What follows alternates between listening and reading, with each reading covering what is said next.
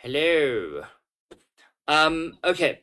So today um we are looking at our AS English exam. We're looking at paper 1. I'm going in blind. I have no idea what's in this paper. I do this to keep myself on edge. Okay, so have I sent those of you who are on Discord, have I sent you guys the paper? Those who are on YouTube, if you do have any questions, just put them in the chat. I'll try keep an eye on both. So let me just quickly, yeah, we're gonna do paper 1. Let me just send it again, just to be safe. Like, I mean, it's going to be helpful, I suppose.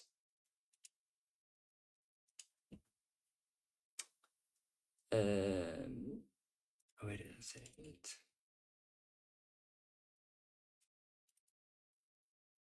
There we go.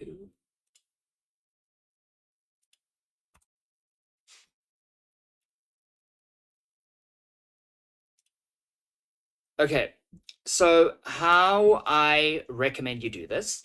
I'm going to be starting, like I'm opening a new Obsidian page, and I'm just going to do the whole exam in my Obsidian page.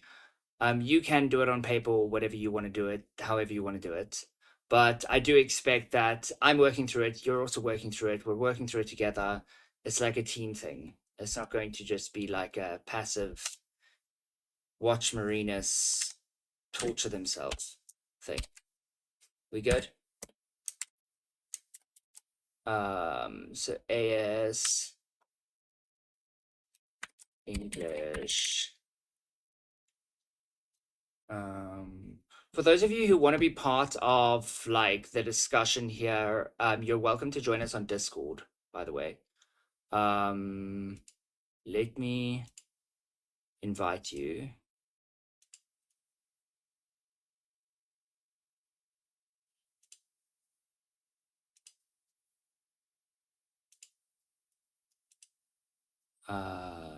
I'll put it here in the chat.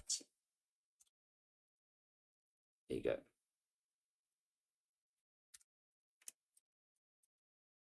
I think I did create a new page here, but let's just create a new one because a new one. Because I lost it. Okay. So has everyone got the exam? Those who are on YouTube, you should have the exam in the description. Let's just check that you do have the ability to comment here. Because it would be weird if I'm telling you to comment and you can't comment. Customization, anyone. Yeah, you guys should be able to comment.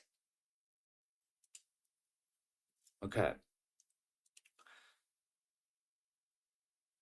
So what I'm doing is I'm creating a new thing in my Obsidian. I love Obsidian. You guys should know this by now.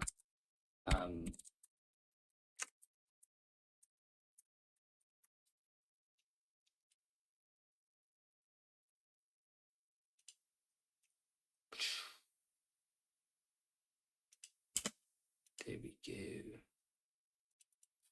Come on, open up. My computer's angry with me. It's most concerning when my Obsidian's angry with me. Like everything else being angry with me is fine. That's life. Okay.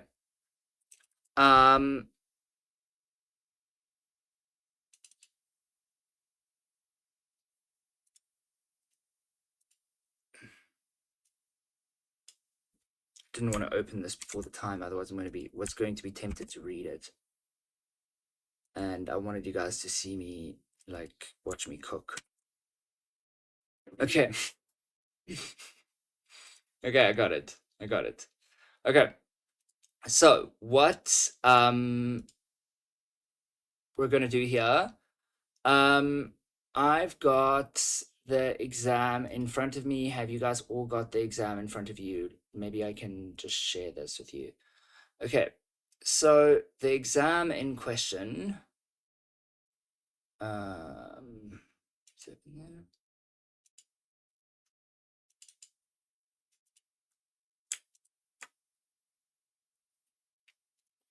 Okay, so we're doing May, June 2024, paper 1-2. Now, just for interest's sake, when it's 909312, so 9093 is your exam code. So if you are yet to register for your exams in the future, 9093 is the exam you're going to register for. Now, your A's exam is your paper 1 and your paper 2. Your A level exam is your paper 1, 2, 3, and 4. So if you want to write A levels, then you can write them all at once, or you can write your AS first and then your A levels. So this is May, June 2024, and we have 2 hours and 15 minutes. So it says answer all questions, follow the instructions on the front cover of the answer booklet. If you need an additional answer paper, ask the invigilator for a continuation booklet. You do not need to ask me for a continuation booklet. I fully give you permission to just take some paper. Okay, like you are more than welcome to do that. Or just create more pages in Obsidian if that is how you are approaching this. Okay. So, by the way, everyone on YouTube, can you guys hear me? I'm going to just keep going, and if you guys can't hear me, just like tell me. Okay. So, the paper is out of 50. Now it's made up of 2 sections. So we've got, let me shift here. So section 1 is my less favorite section. So what we've got is we've got some kind of we're always going to have some kind of directed response. Okay, well, until the syllabus changes, which is inevitable.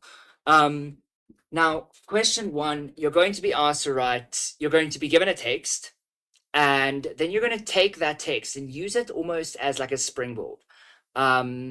And you're going to, your goal here is to understand and emulate writing.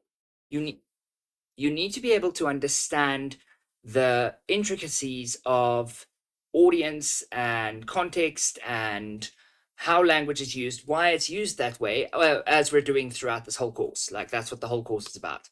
Do you understand, not just do you understand how to use language, but do you understand how to manipulate using language? But do you understand how to kind of play around with it and make it work for you? Those who are just joining Discord now, I've got your voices in my ears, but your voices will not be published to YouTube or to any of my recordings. So you are welcome to just chime in whenever you want to chime in. Okay. So what we do, what we'll do for question 1 is they'll give us some kind of writing assignment, but it'll be a short one, like 150 to 200 words.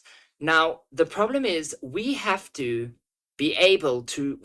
write so precisely and so intentionally that we can then take what we've said and we can write a comparative analysis between what we've said, our 150 to 200 words, and what the original text was that we were using as our inspiration.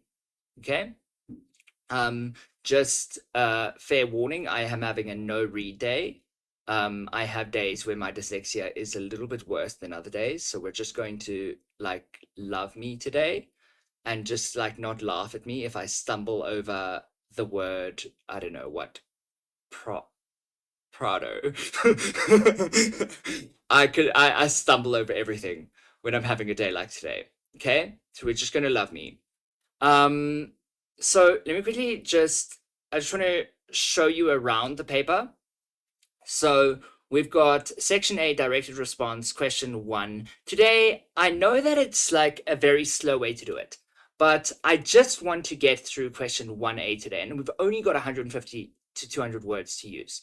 But I'm going to do question 1A, And I might introduce question 1B, but I want you to see how I kind of do question 1A and 1B at the same time. Okay? And I might actually write it. I'll probably type. I don't actually know how I'll do it. We'll see how I do it. So what we're going to do is question 1A says you have been asked to write an advertisement which will be published in a brochure publicizing the exhibition. Write the text of your advertisement, use 150 to 200 words. Now you may have noticed that I just skipped over the first instruction, like right under question 1. That is because that is probably what I would do in an exam. I would just skip over it. And that's probably what most of you will do too. So I just want to encourage you at this point, go back and read up where it says read the following text, which is an article from an online newspaper about an innovative art exhibition in Madrid, Spain. Okay, so I see here we've got 10 marks, and I'm just going to read the title before in my exam. If as I open my exam, I would literally just read the title, look through this, do a quick skim, and then I'll go look at what question 2 is. Because what that does is I know myself. If I give myself a chance to think, I do much better. So gonna just let the thoughts happen in my head. Prado creates palettes of odors to make sense of Brueghel painting. Madrid Gallery's new exhibition will allow visitors to inhale fragrances of 10 items seen in the sense of smell. That is very, very interesting. And I like the fact that they talk about 10 fragrances of 10 fragrances of 10 items seen in the sense of smell. So the sense of smell is obviously the title, but it's still the confusing sound of it is actually quite intriguing. I'm like really into this idea. So we want to write an advertisement, and it's going to be publicizing the exhibition. So we need to act as a publicist. We need to. It's kind of like, I don't know if you guys have ever been to an art gallery. Who's like into art galleries? Yeah.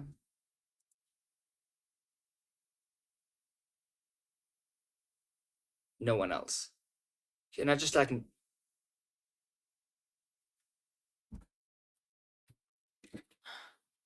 Oh my gosh, you live in Joburgish area. You should totally come to art galleries with me sometime. Um, my kids, what was it? Last week Thursday. So last week Thursday was actually pretty cool because we went to art galleries. So first Thursday in Joburg, we've got um just a bunch of art gallery openings, and then there's usually free wine and free like appetizer or something. Um, and like sometimes there's like a lot of people and sometimes they aren't. Last week was unfortunately one of those. There are so many people you might want to die. So I took I took two of my kids, five of them. So I took two of my kids with me to the galleries, and it was great. But we didn't even make it through the second gallery, um, because it was incredibly loud, and my daughter was very embarrassed by me shouting very loudly, "Moisturize me!" In a poor attempt at a Doctor Who reference at the wrong time and place. Um, so I didn't. Yeah, I don't think that's what the artwork was referencing. But anyway, so you go to a gallery, and then at these galleries that we go to, they're at Keys Art Mile, and what they'll do is instead of having like a little pamphlet that they hand out, which if you go to like the Goodman Gallery, also in Rosebank, if you go to the Goodman Gallery, usually they'll give you like a little pamphlet, and you take your little pamphlet, and it's great. But if you go to the these galleries, they write the little publicist thing, like the brochure. They basically write it on the wall, and I think it's a really great idea. But the point is, we need to act as a publicist. So when we look at something like this, we need to look at, okay, what is our goal? We're trying to write an advert. Okay, who am I? Which character am I playing? because you're not playing yourself. Okay, when you're writing this stuff, and I would suggest for your whole exam, just like honestly cosplay through it. If you don't know how to do a text analysis, cosplay someone who does. So we want to do a brochure publicizing the exhibition. So I want to act as a publicist. Okay, I'm not acting as an SEO marketer. I am acting as someone who has media training, who knows how to speak to the media, because this is going to the media. Okay. Make sense? This is going to the media. This is becoming publicized, so public.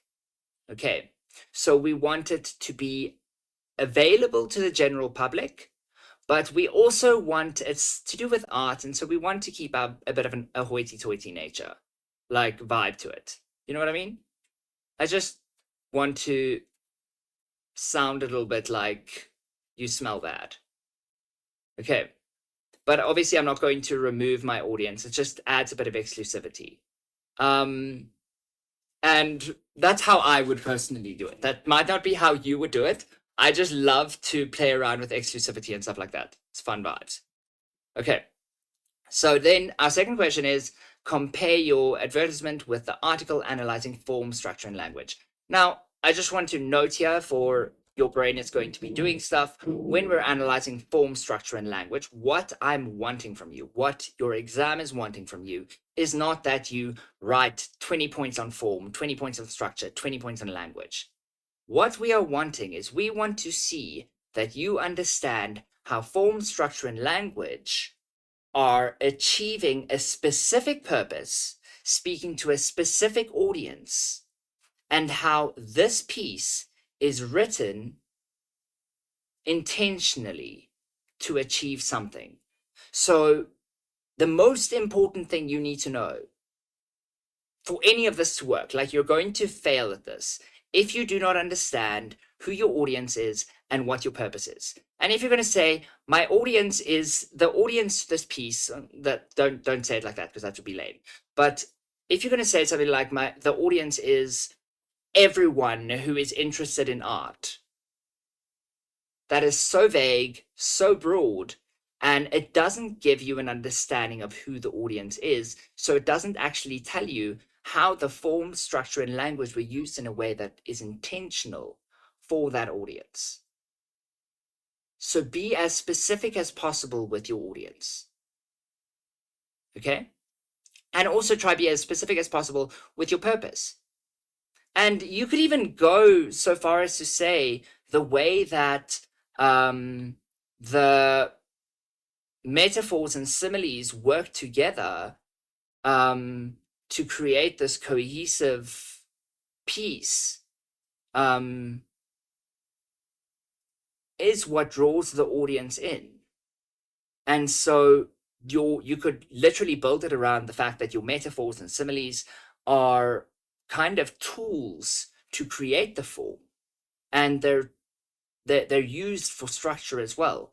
I mean, if you have the same metaphor followed throughout, that adds to your structure because it's guiding the reader through. The structure of a piece guides the reader through. Your form is the type of text that we're looking at. And then I'm giving a long preamble to what's supposed to be question 1A, but we'll get there. Question 1A is like the shortest question, will be fine. So then we've got our piece, which we'll read just now. Then we've got question 2. So section B is about text analysis. Like, my hot take is that everything in all of A-level English is about text analysis. I fully believe that. So even if we go to, or rather it's language analysis. And so this is specifically text analysis. So even if we go to something like, what is it called? Like, even if we look at paper 3 and paper 4, which are the A-level subject, the A-level exams, we've got child language acquisition, and we look at how language is used by children and how it is acquired by children. But really, what we're doing is we're analyzing their language. We're looking at language change. We're analyzing language to see how it has changed and why it has changed in that way. So this is really just this is your subject that's all about the why. And it's not just about passing because how boring.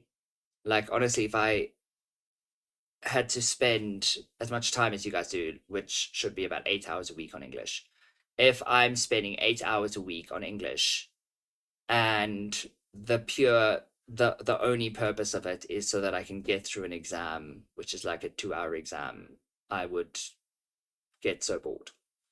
Okay. I just want to check if anyone's okay. Now, with this is question 2. Now, remember when I said analyze the text, focusing on form, structure, and language? Exactly the same. Here, we are analyzing the text, focusing on form, structure, and language, where here at the top, let me just show you. Here at the top, we are analyzing form, structure, and language, but the difference is that this is compare. And so this is a comparative analysis. So if you're going to analyze the one and analyze the other and not actually compare them, you've missed the point. You have not understood the assignment. But this one is supposed to be a comparative analysis, and this one is an analysis. Now, an analysis essay, okay, hear this, an analytical essay is really just a discursive essay, okay? Uh, a comparative analysis is literally just a compare and contrast essay. A couple of years ago, I had some students who were very angry with me because I spent so much time on a compare and contrast essay. And I don't know if they ever like made the connections, but they were like, oh, but why are we spending so much time on a compare and contrast essay? And I'm like, because yours sucks. But yeah, I do tell you guys if your things suck, it's because I love you. But a compare and contrast essay is always going to compare things. It is going to say this is like this and this is like this. And the reason that they are the same or that they are different is because of this. And in this case, this is going to be the reason that they are same or different is because of a different purpose, a different form, space constraints, different audience, different context. And so all of those things are going to play a role. Okay. So what I'm going to do now is I'm going to give you guys 5 minutes quickly. I mean, that's longer than you need, but I'm going to give you 5 minutes to read through this text, and then I'm going to read it out loud to you with my like random commentary as I go. Okay.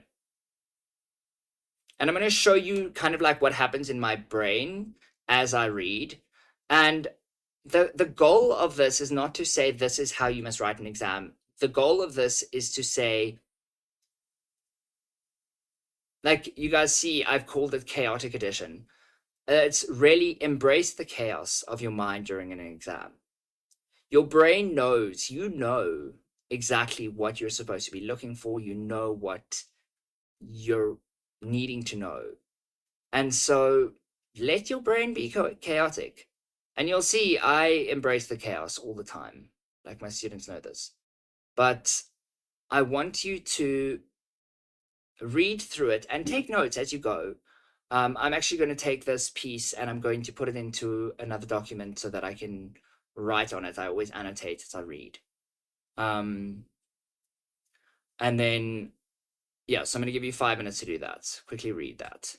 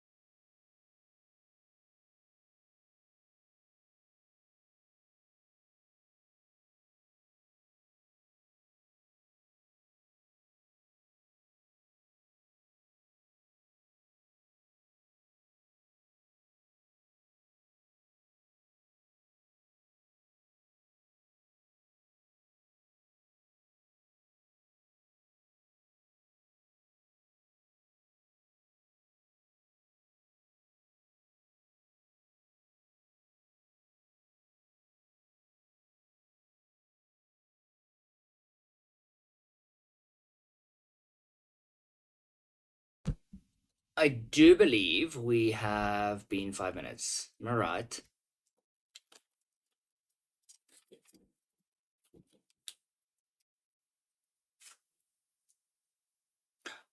Cobble, can you quickly remind me? Um, I showed you that new way. I can't remember what it was. I showed you that new way of um, what was it called? You know, like where we annotate. What was that new method of annotation I showed you guys the other day? Just prompt my memory.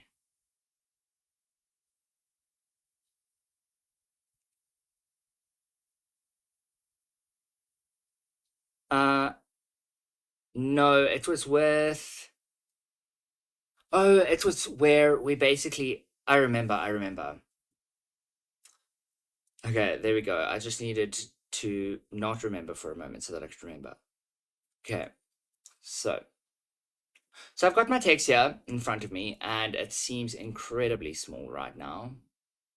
So let's enlarge it ever so slightly. Okay, ever so muchly. Okay, so Prado creates palette of odors to make sense of Brueghel painting. Now, something I'm going to do is I'm going to look for specific things as I work through this. And I'm going to basically reference it. Now, you may notice that there are line numbers. Does anyone know why I get really excited about the fact that there are line numbers? Who wants to take a guess?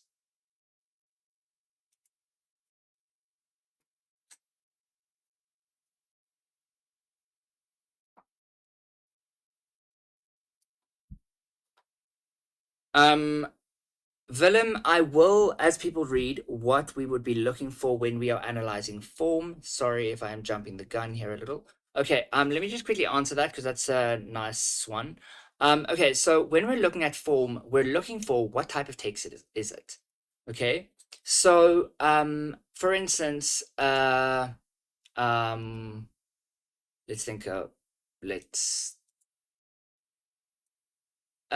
newspaper article is always going to have a certain vibe to it.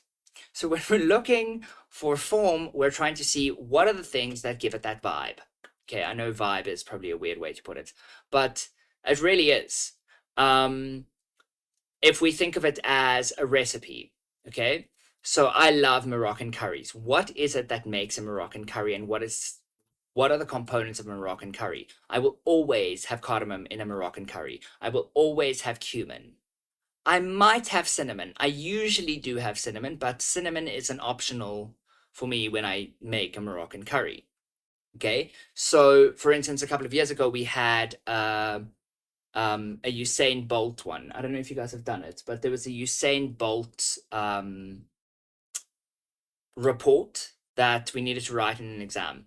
And what we did there was one of the things we needed to do, or one of the things that really would have shown that you understand form, is if you write the piece, but you write it in order of, like, with the understanding that people might drop off.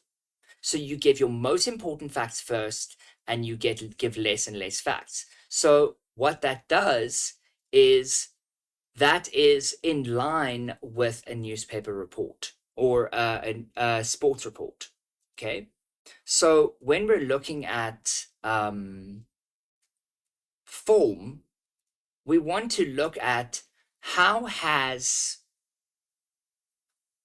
the conventions of that text being actually achieved.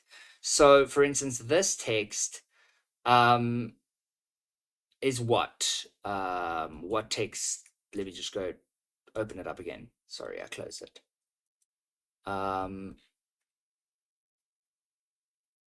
this is an article from an online newspaper about an innovative art exhibition in Madrid, Spain. So if I'm looking at this piece, I'm looking at what are the things that make it look like a newspaper article? What are the conventions I have used? What are the features I have used? And that's what I'm looking at when I'm looking at form. Does that make sense?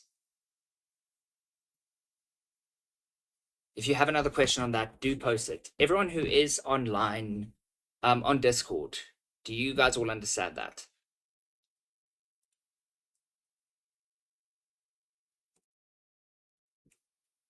Okay, I'm going to continue. Okay. So something I just quickly want to show you. This is my latest hack. I have had so many different hacks over the years, and the hacks are literally, they're just different forms of doing exactly the same thing. But my latest hack, which is something I do when I read books, is in the back cover, I will say, okay, well, this book, one of the themes is murder, because why not? Okay, so then I will take every page where they mention murder and I'll just write the number 33, 42. Okay, now in this, I can do the same thing. And what I'm going to do is as I go through, I'm going to look for, okay, so metaphors. I don't know. So we look at metaphors. And I'm just going to write the line numbers. Okay. So the different things I might look at is Lexus, punctuation, I can't get murders out my head. Um, so we might look at Lexus, punctuation, syntax. Now syntax is how sentences are built. Punctuation is, you know what punctuation is. It's like the little punctuation marks. But punctuation is much more than just the marks because punctuation can change everything. For instance, if I say, or let's not get into that right now. I really want to just get through this question. So Lexus is your word choice. Okay, so this is just a bonus extra of how to annotate. And I do recommend that in your exam you annotate. Actually, I've never known a student to do well without some form of annotation. Yeah, yeah. Just even Katoshka, who is Katoshka, annotates. Okay. So Prado creates palette of odors to make sense of Brueghel painting. Now, this actually really captured my attention. Like, firstly, what is the Brueghel painting? Prado creates palette of odors. A palette of odors. This isn't a very interesting use of language. I really like the whole idea of palette of odors, and it's especially appealing to me because I am an artist. So I'm going to say it's appealing to me because I am an artist, because that gives me some insight.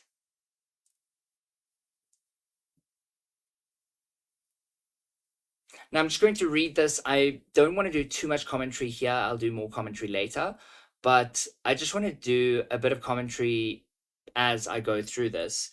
And then we're going to actually jump into that question. We're going to do that question together. We're going to do Be Brave. So Madrid Gallery's new exhibition will allow visitors to inhale fragrances of 10 items seen in the sense of smell. Okay. Now, previously I did note here that I like this seen in the sense of smell. I also just want to,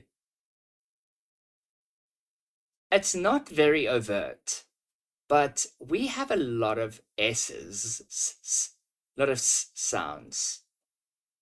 Visitors, s, s, s, s, s. And so the sibilance, I may mention it, maybe. Okay, so sibilance is basically like the repetition of a sound.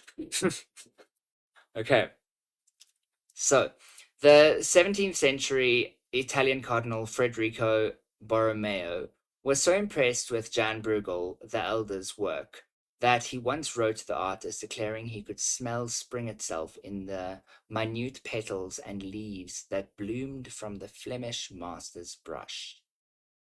Okay. Now I just some notes. I find this very artistically written. And when things are written in a flowery way, it doesn't necessarily make good writing, but the flowery writing, I mean, it's on brand for what they're trying to achieve here. So 400 years later, those with less olfactory imagination can head to the Prado in Madrid to fill their nostrils with the scent that suffuse Bruegel's 1617 to 18 painting, The Scent of Smell. Now, those with less olfactory imagination, this tells us the audience of the exhibition.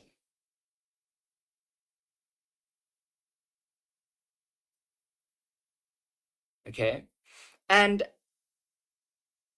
I don't know, if you tell me I lack imagination, it's kind of insulting to me. I just want to say, like, don't tell me I lack imagination.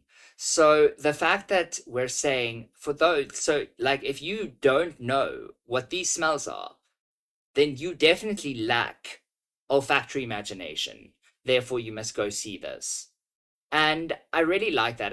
It's almost it's a little bit jarring to, in my case, I feel insulted. Um, so for its latest show, the museum has entitled the services of curators and researchers and the Puig Perfume House to recreate the fragrances of 10 of the many items that appear in Bruegel's oil on board. Okay.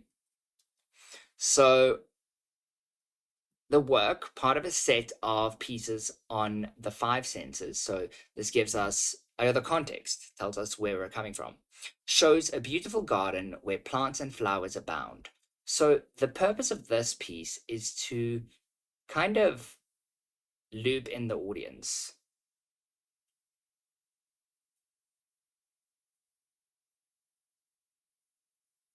Okay. Beautiful garden where plants and flowers abound. Peacocks, amble, and guinea pigs picnic.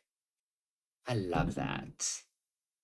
Um, Guinea pigs picnic. I dig that. It's great. Um, Bruegel provided the flora and fauna, while Peter Paul Rubens contributed the allegorical figures. Inspired by its heady visuals, Alejandro Vergara, um, the Prado's head of Flemish painting, had an idea last summer. And now we jump into quote. I was thinking out loud for a while and having different conversations with friends and colleagues about a year ago, and we came up with the idea of focusing on the sense of smell and having a perfumer work on the painting, identify what's in it, and create 10 scents, said Vergara. I don't know how to say that, but we're just trying our best here. We're just loving me anyway. So once researchers had identified the 80 different plant and flower species seen in the picture, Gregorio Sola, Puig's senior perfumer, set about creating some of their scents. Now we see here the paragraphs. I don't know if you've noticed, the paragraphs are reasonably short. Do you see that? And that actually contributes to the form and the structure because it is very appropriate for a newspaper to have short paragraphs because we want people to get the information. We don't want to bombard them with text walls. Think of a newspaper article like a WhatsApp message. Please don't send me text walls. Do you know what I mean? um, so the fruits of his labor. Nobody's finding me funny today. Love it. I'll go and tell my kids jokes later and they can laugh at me. Or maybe I'll try climb the new net I put up and just like fall and then they'll laugh at me. It'll be great. The fruits of his labor can be sampled from the 4 diffusers that sit in room 83 of the Prado, delivering their carefully collaborated perfumes. Sorry, calibrated, calibrated perfumes at the touch of a screen, as well as jasmine, rose, spikenard, fig tree, orange blossom, daffodil, and banquet. Oh, sorry, a banquet of rose, jasmine, and carnation. There is iris and kid gloves scented with amber. Um,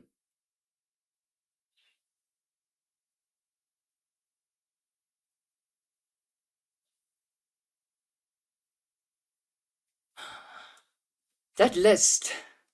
Take note of that list and the punctuation in that list. We'll get to that. While Solar opted not to conjure up the smell of the guinea pigs, the peacocks, or the hound who has muzzled his way into the picture, he did recreate the scent of the civet, who lies coiled in its bottom right-hand corner. Puke's diffusers dispense a hot, stinky hit of civet, which thankfully soon fades out. Now, civet, remove now. Civet is a pretty harsh, dirty smell, but it's what you find in all the perfume recipes from the 1500s, from 1500s and 1600, during, said the perfumer. That's because it was used as a fixative to make sure the perfume lasted on the skin. Now, I just want to make you aware here that we're using some artistic terminology. Who here knows what a fixative is?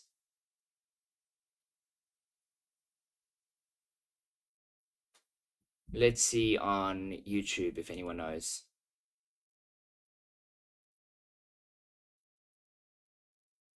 Anyone knows what a fixative is?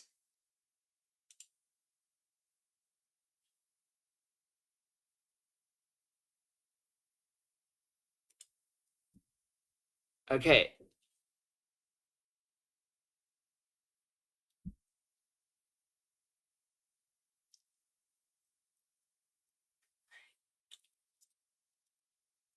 Yes, they. Let's read on, and then I might come back to this. I do think I will come back to this. The perfume is synthetic, so no animals were hurt, while all the others are based on highest quality natural essences, including iris, which is twice as expensive as gold because of the long, slow, and complicated extraction process. Now, something that really hit me at this point, okay, is the rhetoric here. Who knows what rhetoric is?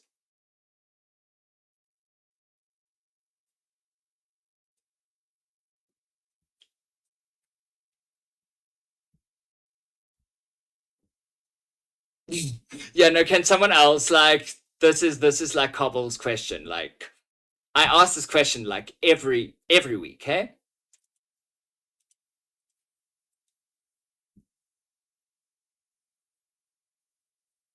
Uh okay, rhetorical question is a form of rhetoric. But rhetoric itself is so rhetorical questions create rhetoric. But what rhetoric does, I'm just putting my thing down because I'm about to go on a little journey. What rhetoric does is it creates, it manipulates you. Okay, let's just be real about it. Let's look at this session so far, right? How many times have I manipulated you? Have I manipulated you? Pardon? Okay, so tell me where I manipulated you. Give me one example.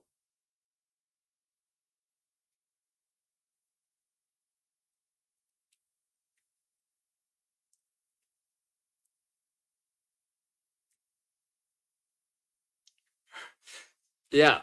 Okay, so I'm going to speak to my kids. So what that does is it makes me, so you guys, I've got students watching and I've got parents watching. What that does is if parents are still a little bit unsure of me, if you guys are still a little bit unsure of me, like it's a whole new vibe. So you need to see me as approachable. You need to see me as a parent, but a parent of young children, so that you can still view me as young and relevant.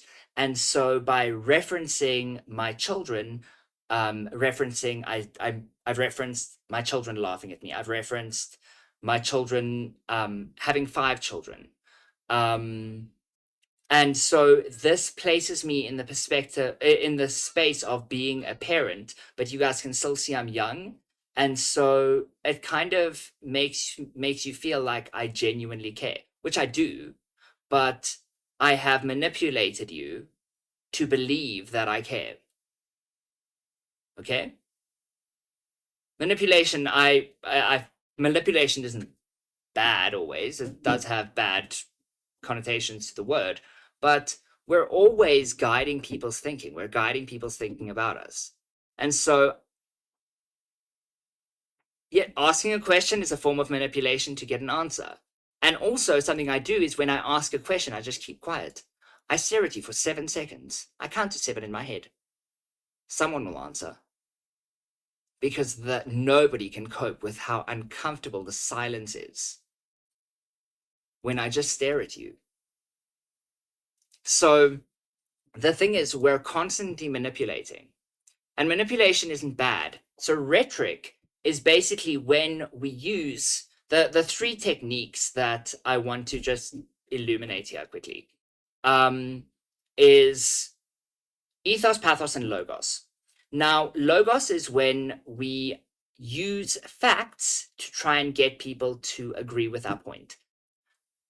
Ethos is when we use who we are, our identity. We're saying, listen to me, I have something important to say, I am worth listening to.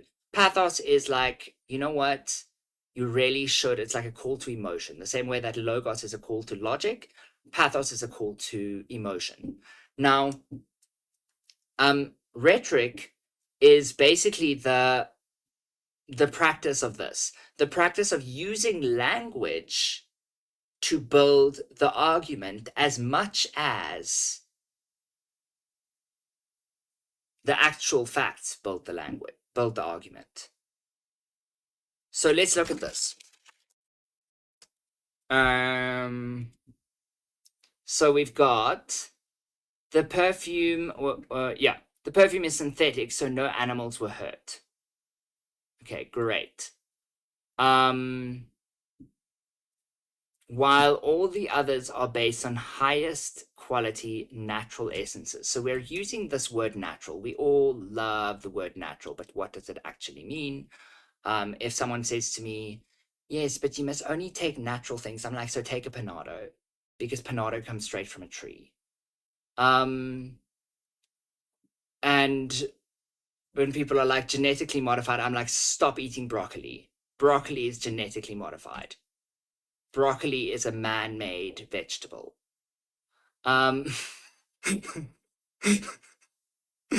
Anyway, I'm a lot more crunchy than I come across here, but so including iris, which is twice as expensive as gold. Okay, so let's compare iris and gold quickly.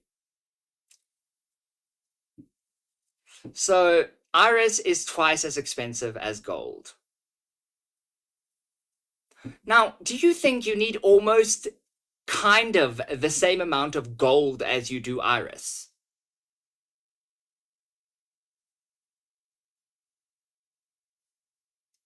Sorry, same amount of iris as you do gold. If I make a necklace, I need quite a bit of gold, right? But, well, don't need that much, but I need some gold. If I want to make a scent, I don't need that much iris. And so, therefore, the price of comparing iris to gold, and the price of iris to gold is very weird, okay? And it's comparing these things which aren't equal. They do not equate to each other. Do you see that? Okay. And also, like, if you compare the weight of iris to the weight of gold, okay, So how are we measuring the price? Are we measuring the price of gold? Gold is usually sold not in volume, but in weight. Okay. So if gold is sold in weight and we are measuring the weight of iris, this much gold weighs a lot more than this much iris. Do you know what I mean? And so what it's doing is it's drawing a false equivalency. This is maybe relevant, maybe not relevant. But the point of it is not for relevance. The point of learning is not relevance. The point of learning is fun. So we've got this false equivalency. Like I said, it's a dyslexic day. I can't spell either. So some days I can. Most days I can. Do I spell okay, Sydney, usually? Okay, cool. But I think you've seen the worst kickers, which is twice as expensive as gold because of the long, slow, and complicated extraction process. Honestly, I would argue that gold also has a long, slow, and complicated extraction process. Like mining and refining and like, people dying due to working in mines. Also long, complicated extraction process. So, just this false equivalency is just, I love it. It just got me excited when I saw it. And would you guys have noticed it if I didn't point it out?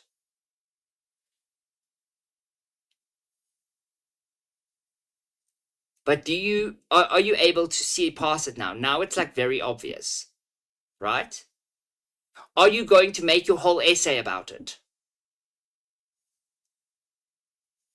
Absolutely not. You might not even mention it. Okay. You might just mention it in passing. So, according to, yeah?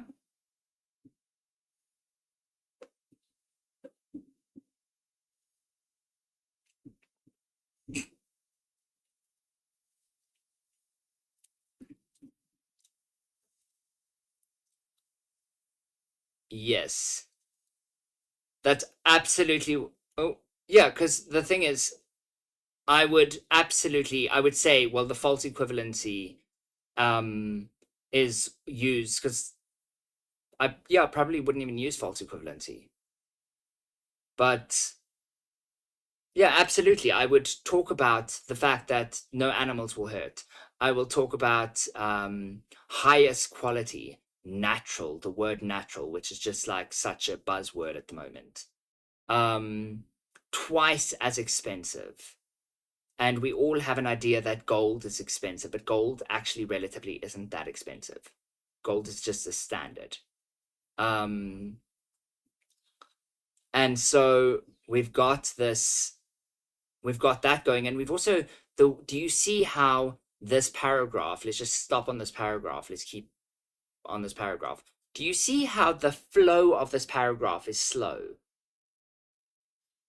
Long, slow, and complicated extraction process. We've got the three build-up. We've got the three things. Okay. So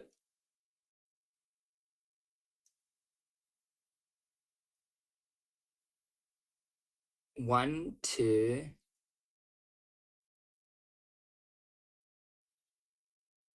Oh, and we've also got three things here. There's a triadic structure. So we've got no animals were hurt. So the perfume is synthetic. So we've got number one. Okay. And then it says the natural essences, point two, let's go for it. And then point three is it's expensive.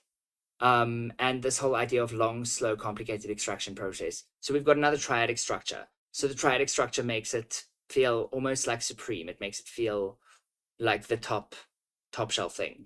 And these are things that we wouldn't necessarily notice in day-to-day life. I think you should learn to notice these things. But they're fun to notice, but it's very important that in your exam, you're not going too deep into this because this is a 15-mark question. Don't overdo it. Okay, well, this would be question 1B. This is my problem. I always overdo it. Always.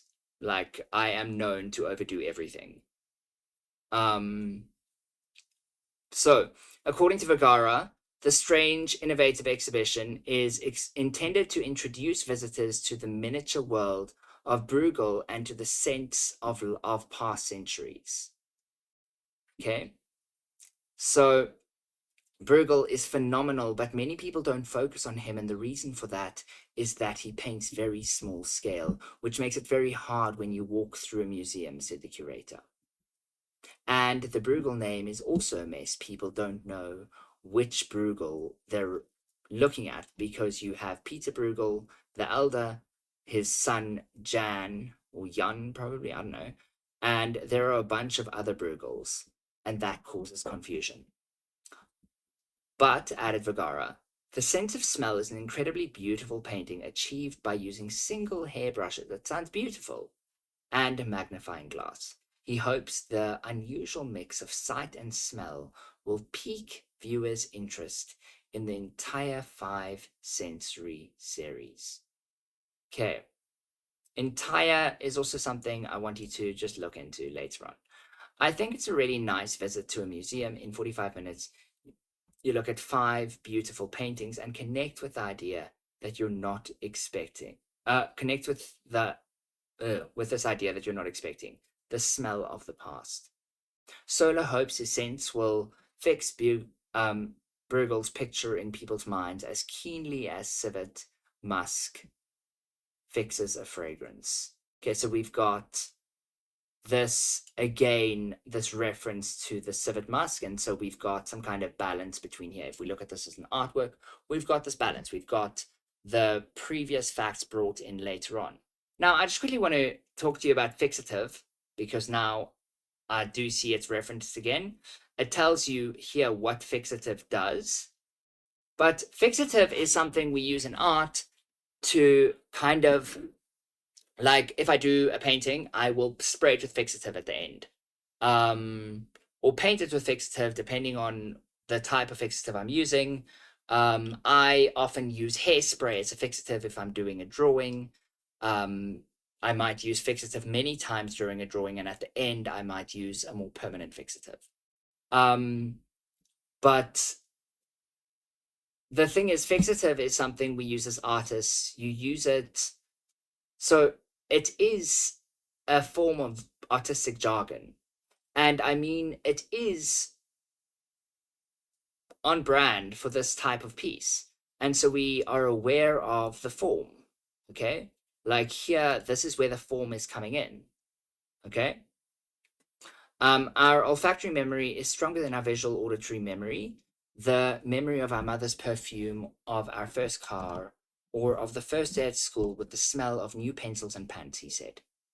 We all have our own olfactory memory, and the idea of this exhibition is that Jan Bruegel's painting will leave its own memorable olfactory print on all of us. Okay, now what I'm going to do is I'm going to split right here, and I'm going to create a new note. I'm going to call it question 1A. Oh, wonderful, Marinus. Fabulous.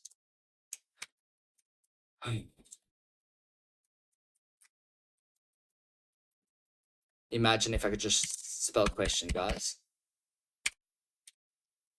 Wouldn't that be great? Okay, so we've got question 1A. Now, our question was,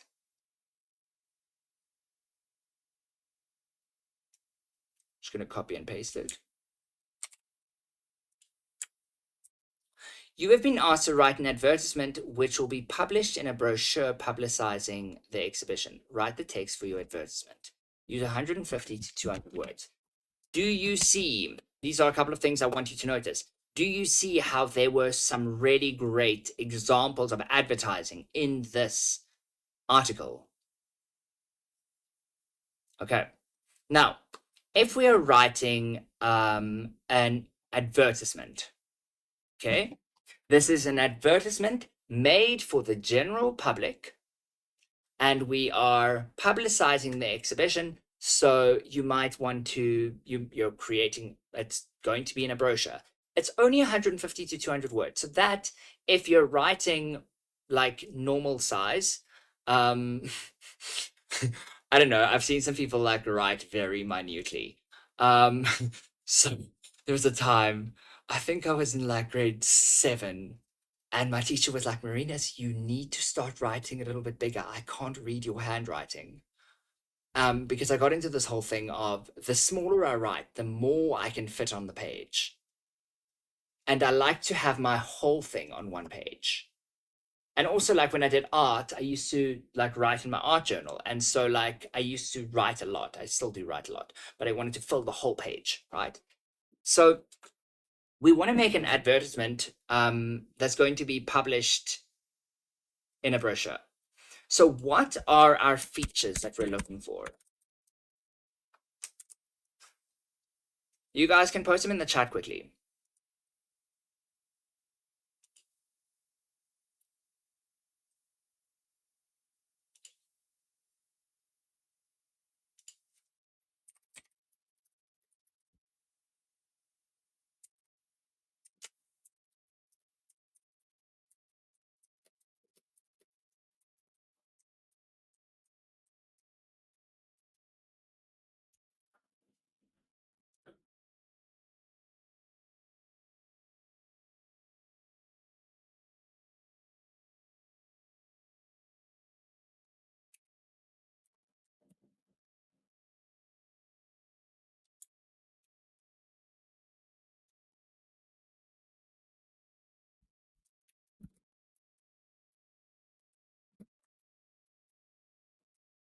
Okay, I think some of you should have posted now. I'm just waiting for someone on YouTube. No one's posting on YouTube.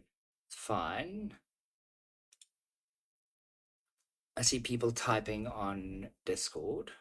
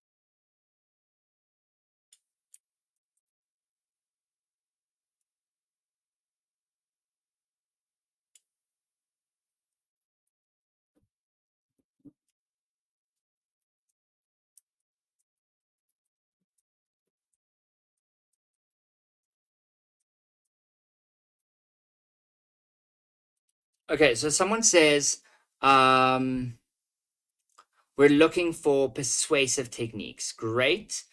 We are looking for persuasive techniques. Um, Someone else said it was obviously used in the text, but the first thing that came to mind was the use of jargon. Absolutely. We're wanting to see, actually, not always. Okay. So if we look at this question, it says you've been asked to write an advertisement which will be published in a brochure publicizing the exhibition. So yes, in this case, I would probably use some jargon, but I'm not going to use jargon that is outside the realm of a layman's understanding. Now, a layman is just like normal person on the street. Now, I'm not going to use jargon that is not accessible to them because I want the general public to be able to understand. I am going to be, but I also want those who are hoity-toity. You know how I love to play the game. So something I love about being an artist is that I get to be so pretentious and nobody even knows whether I'm serious. I go to art galleries and I interpret those paintings, and sometimes I'm right. I'm actually friends with a lot of the artists. And then they'll tell me, and then like I'll stand there and give like a wrong interpretation to someone else, and then they'll like come up with some random thing, and it's great. I've made some great friends like that. Um, and I suppose wrong interpretation, right interpretation when it comes to art is relative, but um, I would use some jargon, but I'm not going to overdo the jargon. That's very important. I've got very limited space. 150 to 200 words is very, very limited. Um, ethos, pathos, logos, any emotive language leaning towards a sales pitch vibe. So yes, I would kind of go for a sales pitch vibe to some degree because of the time constraint. So I'm not going to build it up slowly. I'm going to kind of like jump into it a little bit. Um, the energy I'm getting is that the event is meant to be for everyone, but it's leaning towards exclusivity. I also get that energy. And I can't quite put my finger on why I get that energy. Does anyone have any idea why we're getting that energy?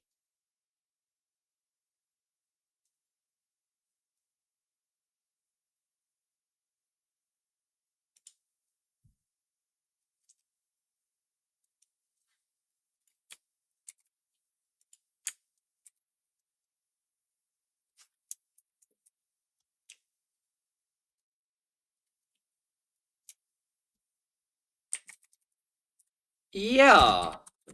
Um,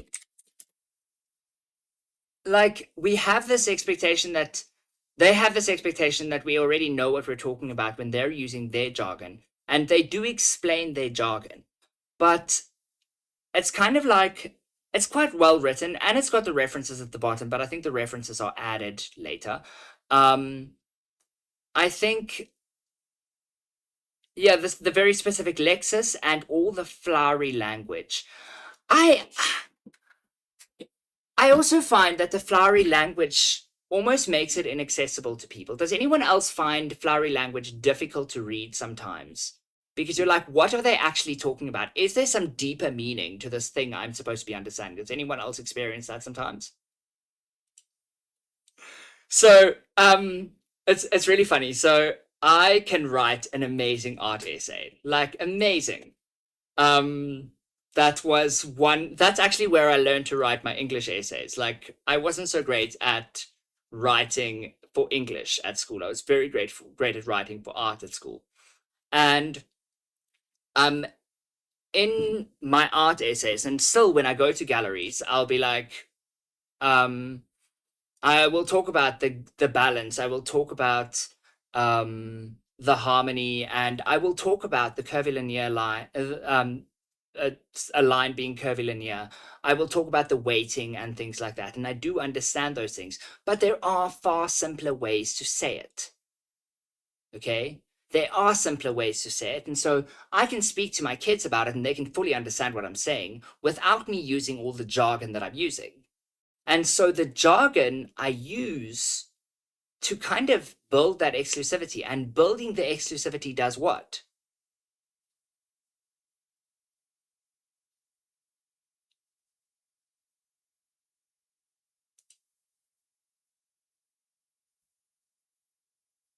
For me, building exclusivity makes people want it. If people believe that this thing is not for them, they absolutely want it. Okay? So I love my some of my favorite artists. I love Ryan Hewitt. I love Norman Catherine. I love Walter Battis. I actually saw Walter Battis out there. I was so excited. My son was like, "What is a Walter Battis?" I'm like, "This is a Walter Battis, my child. This is a Walter Battis." Anyway, so he's like, "Why don't you just say it is a painting by Walter Battis?" I'm like, "Because it sounds cooler to say it is a Walter Battis." And I really love playing the part. And so I would personally, as I'm, because I'm going to do this and you're going to do this, I'm going to really lean into a bit of a pretentious vibe here. Um, but I want you to um, pay attention specifically to form. This is where people will get stuck on this question. What is the difference in form between this piece and the original? Okay. I see someone else commented here. I think it's due to the fact that people associate art exhibitions with exclusive events and therefore making it a public post. We see the jargon still in that manner that art exhibitions elevating the language. Okay, so we're looking at elevating the language. So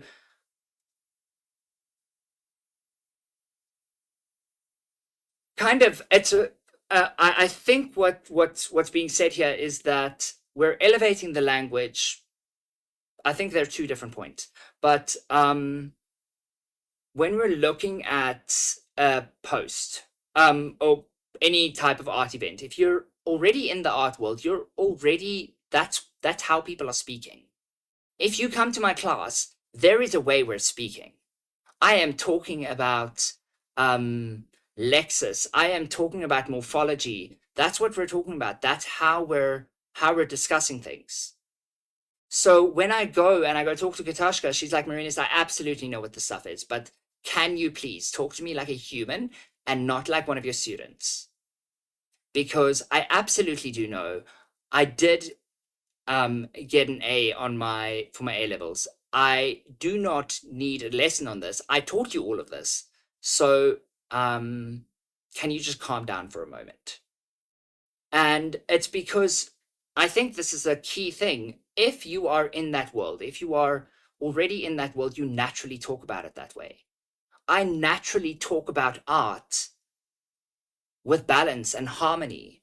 But if I had to tell you that this painting is unbalanced, would you know what I'm saying?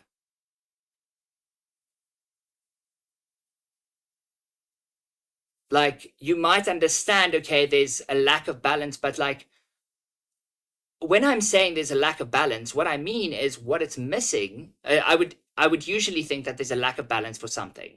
So a lack of balance, I create lack of balance in my artworks to make the viewers feel uncomfortable. I love making people feel uncomfortable. So it makes them feel uncomfortable.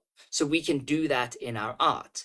And so I would assume that. But if someone's coming to me for advice and say, what can I fix here? I'll say there's a lack of balance here. Now, if you're coming to me with your writing and you say, how can I fix this? I will say your character sucks. No, I won't really. I might. But I will tell you what's missing with your character. But if you publish a book, I'll be like, okay, I assume this is on purpose. And so why is it that you have such a terrible character? Um, so I just really want to talk about the key features of this text type. Um, Let me just respond to this person.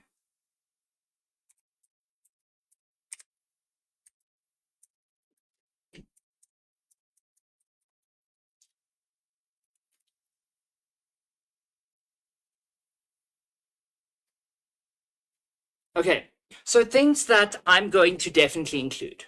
Okay, I'm going to definitely include a headline. My advert in my brochure is going to have a headline, right? Who didn't think about the headline? Who would have like just ditched the headline? You can be honest. I can take it. None of you. You all would have done the headline. Okay, cool. So headline sorted. Okay.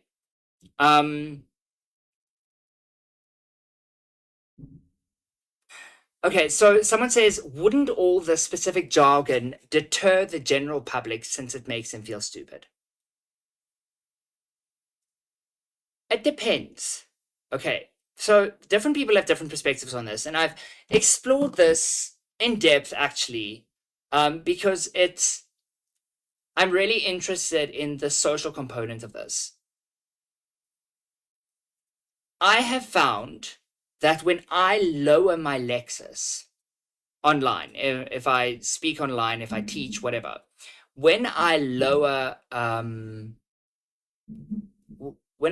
my language use, people do feel stupid sometimes. However, I have also found that when I use my normal register with people, they feel as if I see them as intelligent, even if they can't currently keep up. They believe that I see them as intelligent, and so they become the type of person who can keep up. Have any of you in my class experienced that?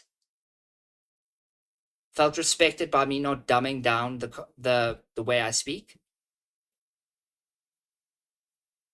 Has anyone felt respected by the way I insult your writing?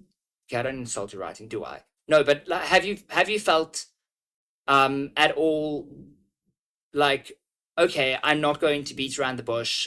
This isn't great. Do you feel more respected in that, or do you feel more respected if I kind of ease you into, I think you should maybe change this? Pardon?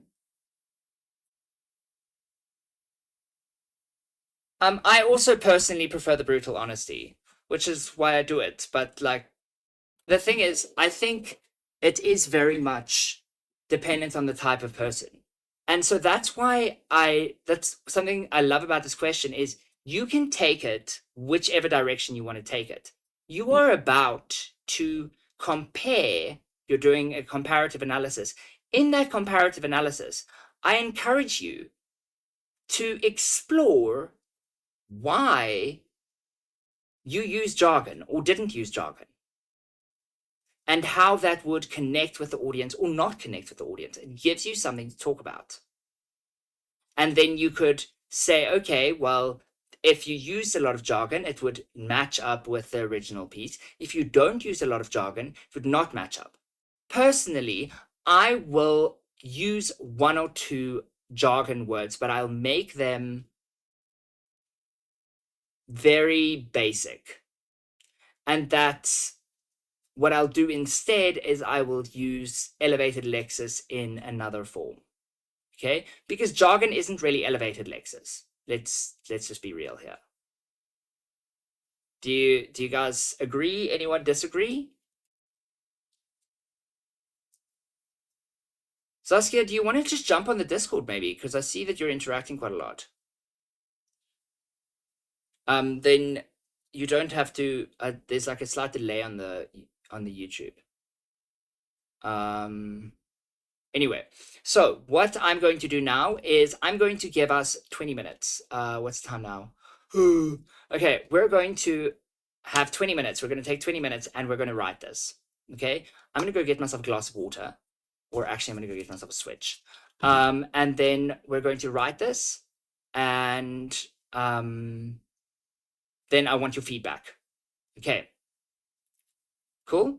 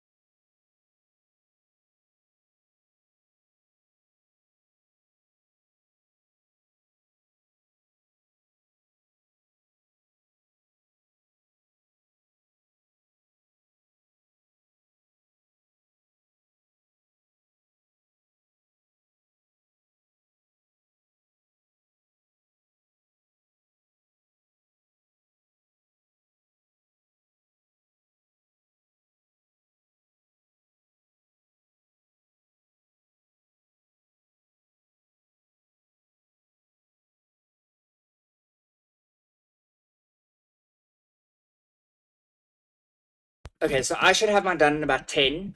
When I have done mine, I'll start looking at all your questions that you post as I write. Okay.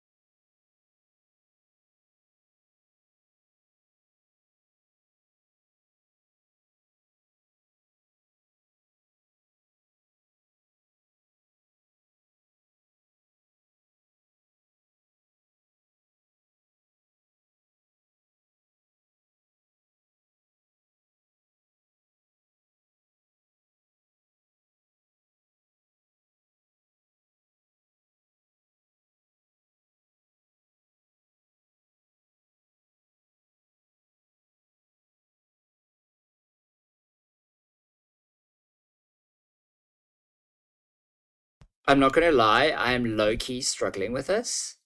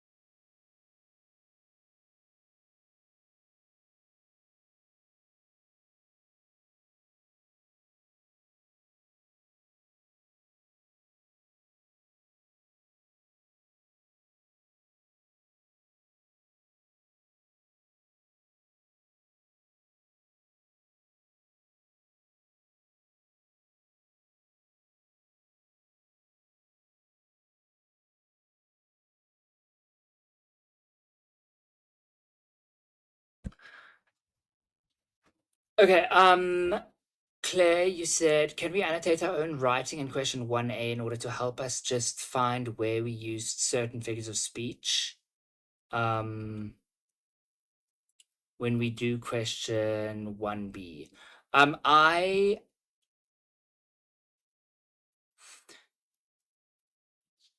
no. I understand why you would want to. Okay, so I'm going to show you a quick way to do that without writing on what you've said or on what you've written. Because you cannot go and annotate over what you've written, because that could actually very much work against you. So let me show you what we can do. Um, just putting mine here. Let's do that. Let's make this a little bit bigger.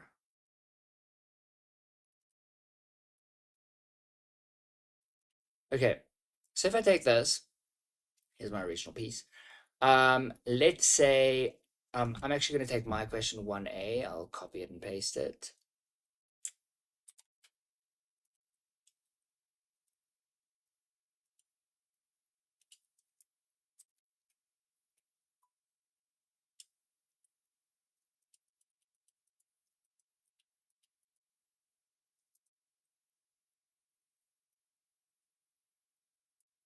Okay. Um,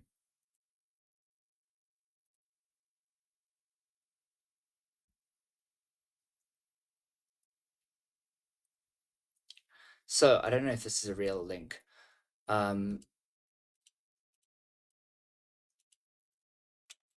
So if I take it like this, right? Make that tiny.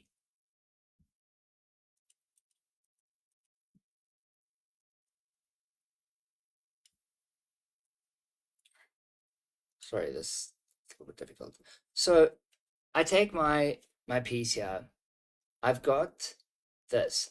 Now, this I know is line 1. So what I can do is in my thing, even it won't take away my marks or anything. I can just number my lines. I would actually number every fifth. 1, 2, 3, 4, 5. 1, 2, 3, 4, 5. 1, 2, 3, 4, 5. Okay. So then what I'm going to do is, let's say I want to go look for my similes and metaphors. Okay, let's do something a little bit more. Let's do alliteration, because that's so vibey for me. I love alliteration. Okay. But I'm probably not going to just do alliteration. Personally, I would do something like phonology. Okay, so I do like heading 1 and then heading 2. And I just write this on a piece of paper on the side, honestly. Um, so I do alliteration, and I'm just going to write my line number. So I smell that art, an olfactory experience of the art of the past at the Prado. Um,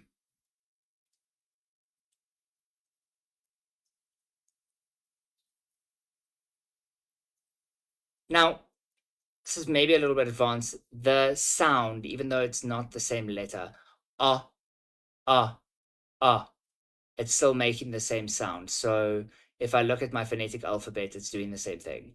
Um, so that would be an example of assonance. Okay, I think. There is another one that I would actually probably use. I probably wouldn't use assonance. I just can't think of it right now. I'll think of it just now. But if I look at this, I've got my heading. So I'm just going to reference it. And here, if I want to say, I can even say B, middle, and end, and that will help me figure out where it is. Because yes, I do think you need to annotate, and I find it really difficult to do anything without annotation. Like I do not, things have to exist in my head. So things have to exist outside of my head, otherwise they never were. Um, and so this is my current solution to annotating something like this. I don't know any other solutions to annotating something like this. What you could do, actually, here's another idea. If you have annotated, that's a great question. If you have annotated this piece here, what you could do is, because it's a comparative analysis, you could just go here and say, okay, well, also this somehow relates to line 1. This somehow relates to line 5. Okay. And then you can see, okay, these are similar things. So you've already done your annotation here. So then you're linking the two here. So that is something you can do. What do you think of that?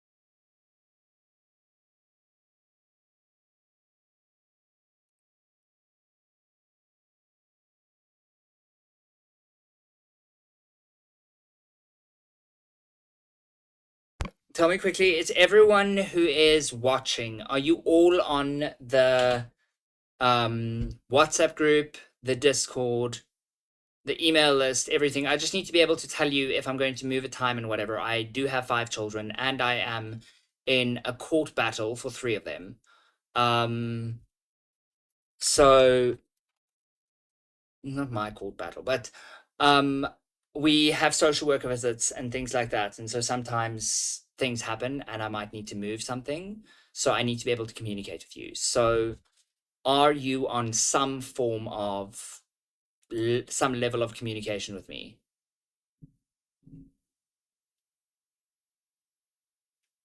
If you are not, I'm going to actually have it should be here. Check.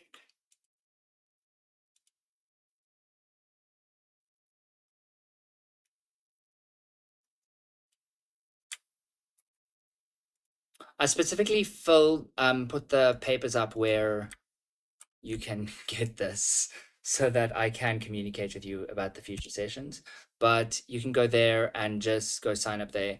It will add you to my mailing list. If you want to be removed from a mailing list at the end, just remove yourself. Like it's I I yeah. I'm not here to spam people.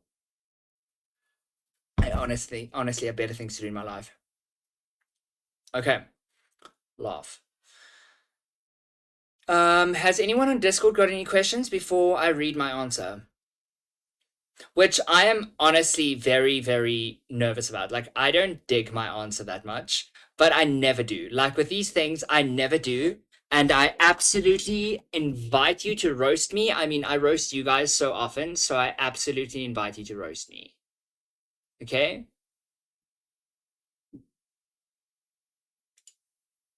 Okay. Um, cool. So I'm gonna read this. I don't even know if I spelled that right. Okay. Oh my gosh, I'm so nervous. So nervous. Okay, smell that art, an olfactory experience of the art of the past at the Prado. Absorb the world of Jan Brueghel, the elders, Jan Brueghel the elders, the sense of smell as it was meant to be experienced in 1617. From 20 September to 5 October, Join us for free at room 83 Prado Museum, Madrid, for an unforgettable journey through this groundbreaking and mind-bending exhibition. Discover how the 17th century masterpiece comes alive through both sight and smell, because with enough imagination, anything can be recreated. In collaboration with renowned perfumers from the Perfume House, we've recreated the fragrances of flowers, plants, and even the rare civet musk depicted in the stunning painting. Immerse yourself in the sense of history, from delicate jasmine and orange blossom to the distinctive smell of amber-scented gloves. Explore the idea that art is more than just what you see.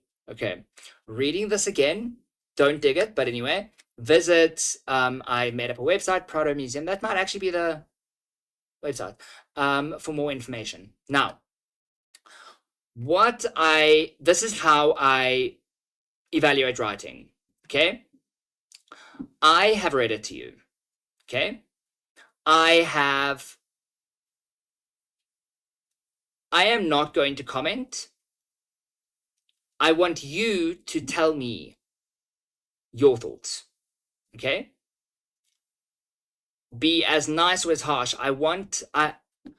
We're not looking for you should do more of this, you should do more of that. I want you to tell me how you experienced it as a reader. I'm actually going to post it for you so you can read it. I want to know how you experience it as a reader. And this is how you should do all your feedback. If anyone is giving you feedback on your writing, you're not wanting them to fix it for you. You're wanting them to tell you how they experience it so that you can evaluate whether they are experiencing it in the right way. Make sense? Okay. So let me post it here on what?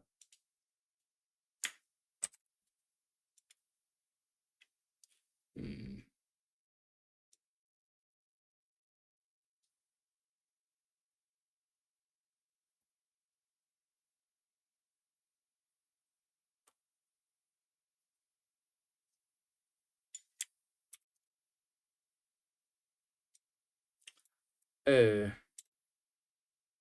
okay. I don't know how to post it here. Trying.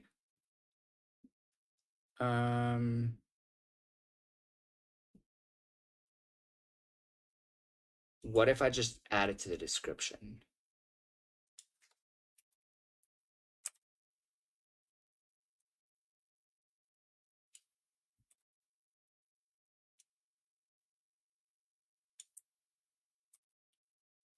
And something I really enjoy doing is showing you guys just the raw work.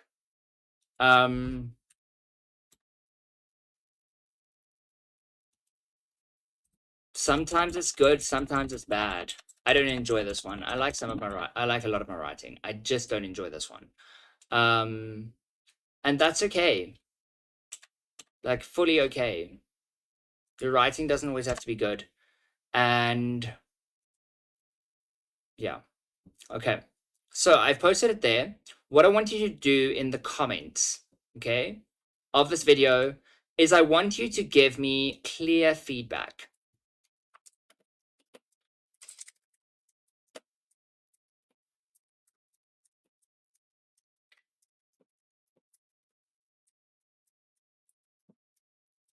So I want clear feedback on my question 1A. How could I improve? Where did I kind of miss it? What are the things you notice? What are things that you would have added to yours? Okay. And what you can do is you can also post yours in the comments. Okay. On YouTube, you don't have to do it on YouTube, but you can come here onto Discord and you can post it here. I'll quickly create an invite for you, for anyone who's not here yet. But you can come here and just post yours, and then we can give feedback on that. What do you guys think? Should I create like a forum for this?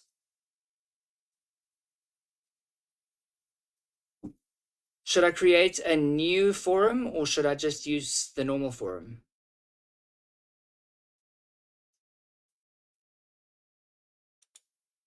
Okay, because new forum is submission. Um,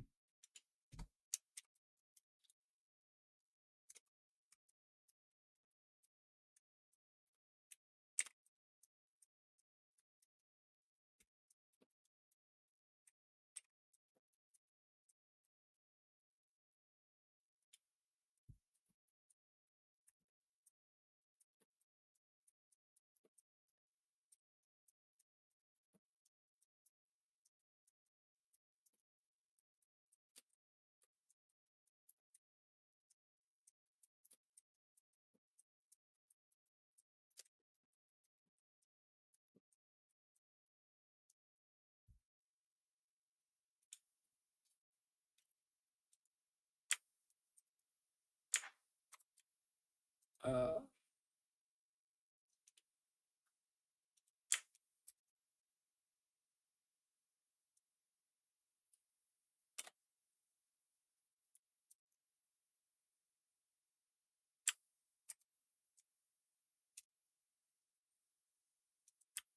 okay, so I've put it there. Let's quickly just check that everyone can access it.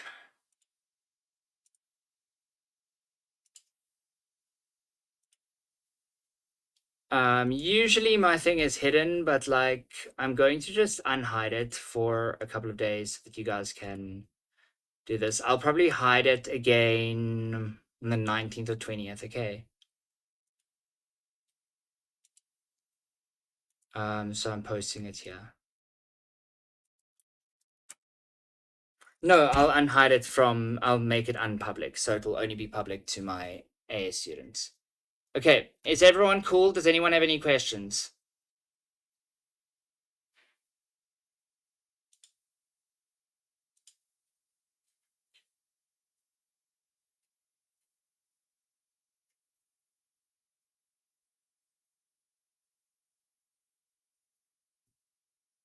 Okay, did you... Your personality is virtually missing, at least to me. Yes, absolutely. That's something that my personality comes through very strongly in my writing. Okay? And why do you think my personality went missing here?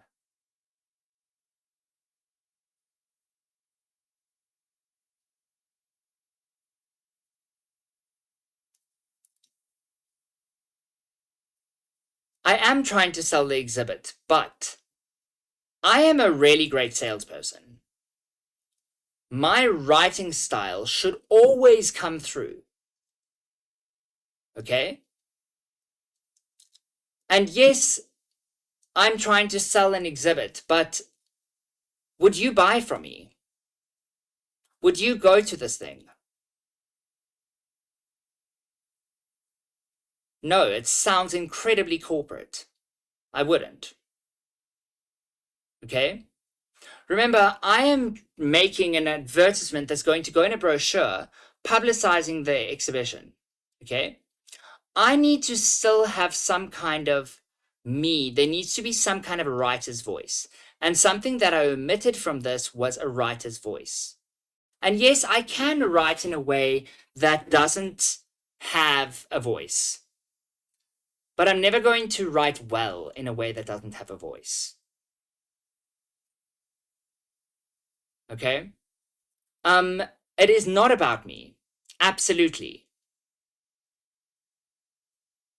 But any fiction you've read,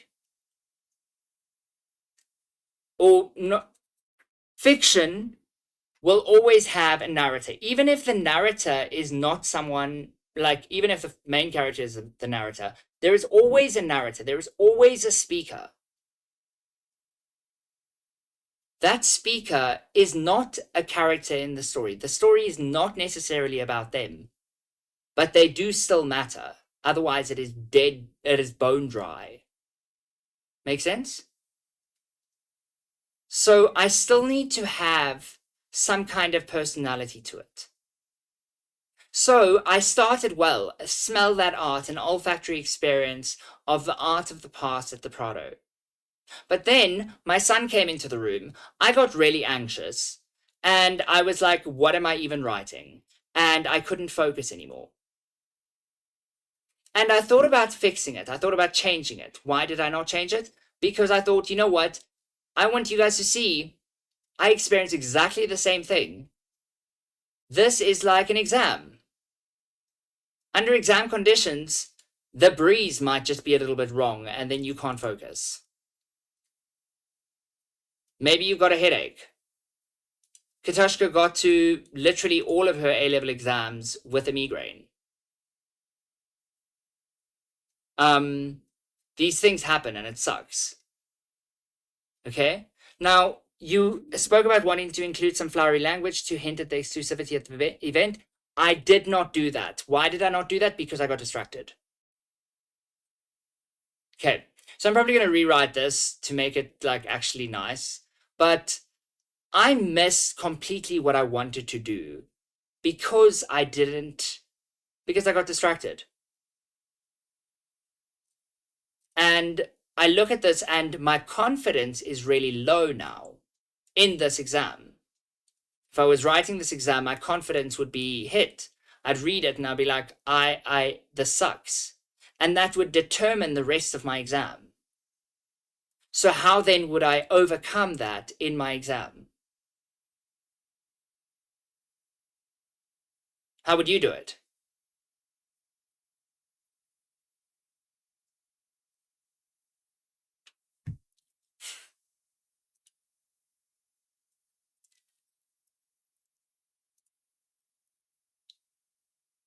I would.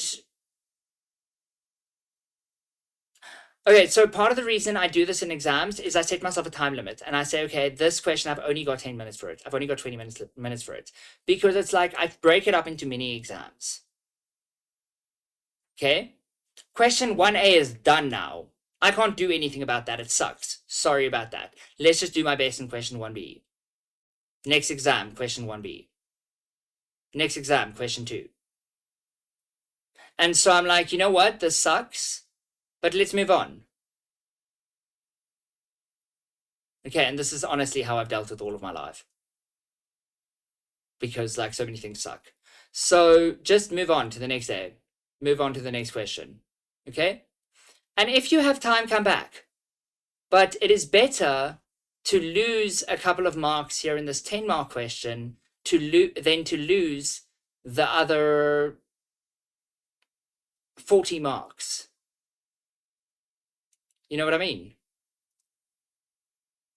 Okay. But this will, if this sucks, then it's quite likely that your question 1B is also going to suck. So I'm going to rewrite this piece, but I'm also going to, when I do question 1B, I'm going to do question 1B for this one and for my rewritten one.